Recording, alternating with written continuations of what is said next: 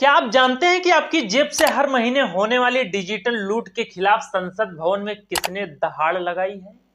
जी हां, आज हम बात कर रहे हैं राज्यसभा के उस युवा सांसद की जिसने सीधे उन बड़ी टेलीकॉम कंपनियों और बैंकों को चुनौती दी है जो आपकी मेहनत की कमाई पर डाका डाल रहे हैं।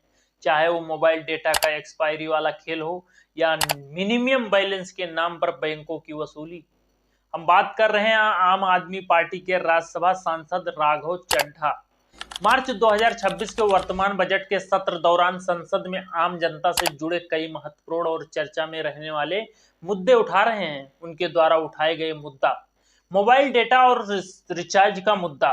23 मार्च 2026 को राघव चड्ढा ने टेलीकॉम कंपनियों द्वारा किए जा रहे डिजिटल लूट का मुद्दा उठाया। उन्होंने मांग की कि ग्राहकों का बचा हुआ अनयूज्ड डेटा एक्सपायर नहीं होना चाहिए और इसे अगले महीने के लिए रोल ओवर करने की सुविधा मिलनी चाहिए।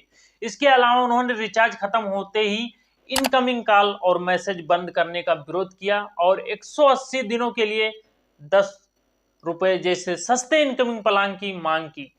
ट्रैफिक जाम की समस्या। 27 मार्च 2026 को उन्होंने देश के बड़े महानगरों में लगने वाले घंटों ट्रैफिक जाम पर चिंता जताई। उन्होंने केंद्र सरकार से इसके अस्थायी समाधान के लिए एक विशेष national urban decongestion mission शुरू करने की अपील की।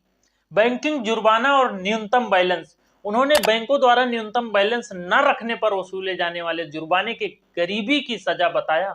उन्होंने जानकारी दी कि पिछले 3 वर्षों में बैंकों ने इस मद में 19,000 करोड़ वसूले हैं और इसे पूरी तरह खत्म करने की मांग की।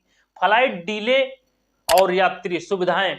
30 मार्च 2026 को उन्होंने विमानों की देरी होने पर यात्रियों को उचित मुआवजा देने और हवाई अड्डों पर सस्ती चाय पानी की उपलब्धता सुनिश्चित करने के लिए उड़ान यात्री कैफे जैसे समाधानों पर जोर दिया है। उन्होंने फलों के रस के नाम पर बेच रहे शुगर सिरप वाले ड्रिंक्स के भ्रामक विज्ञापनों के खिलाफ सख्त कार्रवाई की मांग की है।